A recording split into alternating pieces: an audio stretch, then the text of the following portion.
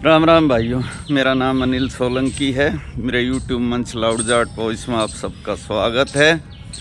और आप पीछे का व्यू देख ही रहे होंगे। मैं इस समय पार्क के अंदर मॉर्निंग वॉक कर रहा हूँ, ये देखिए। तो आज का विषय जो है दोस्तों वो ये है कि जो करनी सेना के राष्ट्रीय अध्यक्ष हैं महिपाल मकराना जी, उनका एक वीडियो देखा आज मैंने फेसबुक पे।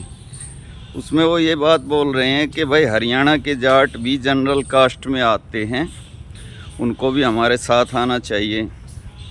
क्योंकि उन्होंने उसके पीछे लॉजिक दिया कि आपके बच्चे भी यूनिवर्सिटी में पढ़ने जाएंगे, आपकी बहन बेटियां, उसको कोई SC ST वाला या OBC वाला स्टूडेंट उससे ऑफ़र देगा शादी करने का। अगर उसने मना किया तो वो उसको SC ST एक्ट के अंदर जेल में भिजवा देगा। इसलिए अपनी बहन बेटी की सुरक्षा के लिए आपको हमारे साथ आना चाहिए। तो दोस्तों ये उनकी समझ है, उन्होंने ये विषय सोच समझ के ही चुना है और ये बात कही है। लेकिन मैं एक बात कहना चाहता हूँ बहुत ही रिस्पेक्ट के साथ महिपाल मकराना जी से, कि ज़्यादा पुरानी बात नहीं है। आज से 5 साल पहले किसान आंदोलन के लिए हम लोग इकट्ठे हुए थे दिल्ली के बॉर्डर्स पे। तब आप एक सिंगल आदमी का नाम बता दीजिए जो राजपूत या ब्राह्मण समाज का आदमी हमारे आंदोलन में आकर बैठा हो।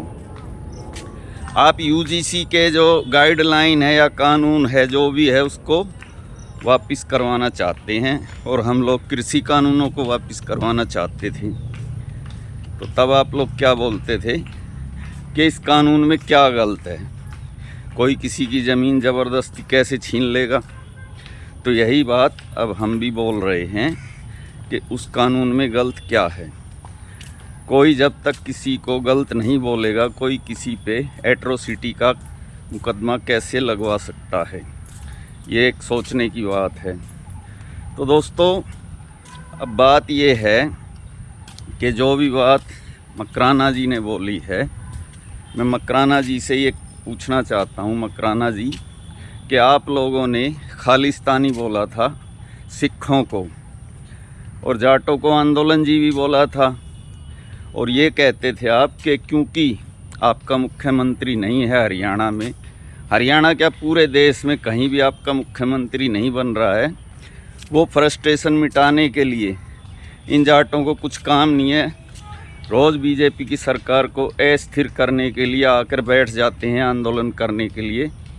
रोज़ आके सरकार को परेशान करते हैं और इनको कोई भी काम नहीं है। और आप लोगों ने ही ये भी कहा था कि ये हिंदू राष्ट्र बनने के रास्ते में आड़े आ रहे हैं सिख और जाट, और इनको कनाडा पाकिस्तान जैसे देशों से पैसा आ रहा है, फंडिंग मिल रही है।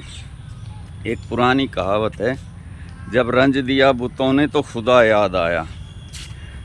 अब आप लोगों पे आके पड़ी है मुसीबत। हालांकि आपकी बात से इनकार नहीं है, अगर कानून का मिसयूज़ होगा तो सबके लिए होगा। लेकिन जो 3 कृषि कानून थे उनका भी तो मिसयूज़ होने का ही अंदेशा था। और कौन सा ऐसा राजपूत और कौन सा ऐसा ब्राह्मण है इस देश में जिसके पास ज़मीन नहीं है, जो किसान नहीं है। तो आप लोगों ने ये कैसे बोल दिया कि ये सरदार और जाट खाली अपनी जाति का भला देखते हैं और अपनी जाति के भले के लिए ही सारे इनके आंदोलन होते हैं? क्या सारे देश के किसानों के लिए वो आंदोलन नहीं था? क्या फसल की MSP जाटों और सिखों को ही मिलती? आपको इस बात का भी जवाब देना चाहिए। दूसरी बात ये है आप लोगों ने हम पे यह आरोप लगाया था कि हम लोग विदेशी फंडेड आंदोलन करते हैं। आप अपने को शुद्ध राष्ट्रवादी बताते हैं। आपकी जो करनी सेना है वो भगवा का झंडा लेके चलती है, हम लोग तिरंगा झंडा लेके चलते थे। उसके बावजूद भी आप लोगों ने हमको राष्ट्रद्रोही बोला था और अपने आप को राष्ट्रभक्त बोला था। और जब हमारा आंदोलन चला, आप खुलकर भारतीय जनता पार्टी की सरकार के समर्थन में आए थे। यहाँ तक कि अभी जो स्टूडेंट्स का आंदोलन चला उसके अंदर भी आपके लोग जो हैं स्टूडेंट्स को भी यही बोल रहे थे कि ये लोग सरकार को गिराने के लिए षड्यंत्र रच रहे हैं, कॉन्स्पिरेसी रच रहे हैं। तो अब जो आपका आंदोलन है, मैंने देखा उस आंदोलन में कहीं भी एक भी तिरंगा झंडा नहीं है, सारे भगवा झंडे हैं। और आप लोग हिंदू राष्ट्र की बात करने वाले लोग हैं, और सिखों को आप खालिस्तानी बोलते हैं, हमको भी आप खालिस्तानी बोलते हैं। तो आपका और हमारा साथ तो कैसे निभेगा। हम हिंदू राष्ट्र की विचारधारा को नहीं मानते, हम तिरंगे को मानते हैं। और हमारा ऐसा मानना है कि ये देश सबका है, ये मुल्क सबका है, और ये मुल्क कॉन्स्टिट्यूशन से, संविधान से चलना चाहिए। लेकिन आप लोग मनुस्मृति को संविधान बनाना चाहते हैं, यही बेसिक फ़र्क है। बात आपकी ठीक है। हरियाणा के जाट और पंजाब के सिख जनरल कास्ट में आते हैं, और एट्रोसिटी एक्ट के शिकार सबसे ज़्यादा हरियाणा में जाट ही होते हैं। यह बात भी सही है, लेकिन सबसे ज़्यादा जो घृणा का शिकार हो रहे हैं बीजेपी की सरकार बनने के बाद, वो जाट हो रहे हैं। ये भी एक कड़वा सच है।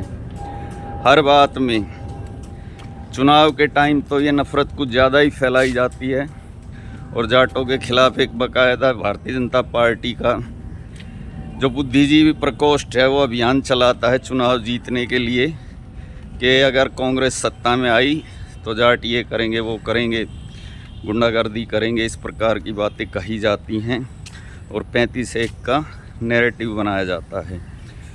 उसके बावजूद भी आपने अगर हमारा सहयोग मांगा तो उसके लिए आपका बहुत बहुत शुक्रिया। लेकिन साथ ही ये भी बात मैं आपको बता देना चाहता हूँ कि अगर सिख और जाट ये दो कौम आपके आंदोलन से जुड़ती हैं तो आंदोलन पक्का कामयाब हो सकता है। क्योंकि एक बार जहाँ पर आकर बैठ जाते हैं खूंटा गाड़ कर, वहाँ से कामयाबी लेकर ही उठते हैं। लेकिन साथ में ये भी ध्यान रखना चाहिए, आप लोगों ने ही आरोप लगाए थे कि इन लोगों को खालिस्तानी मूवमेंट से पैसा आता है, कनाडा से, पाकिस्तान से। कहीं ऐसा ना हो कि जो आरोप आपने हम पे चिपकाया था वो आप पे ही चिपक जाए। इसलिए इस कानून के लिए आपकी लड़ाई को हमारी बहुत सारी शुभकामनाएं हैं, मगर इस मामले में कम से कम हम आपका साथ नहीं दे पाएंगे जब तक तिरंगा झंडा नहीं होगा आंदोलन में, और जब तक 36 कौम भाईचारे का नारा नहीं होगा। नमस्कार दोस्तों, इस वीडियो को ज़्यादा से ज़्यादा अपने ग्रुप में शेयर करो। थैंक्स।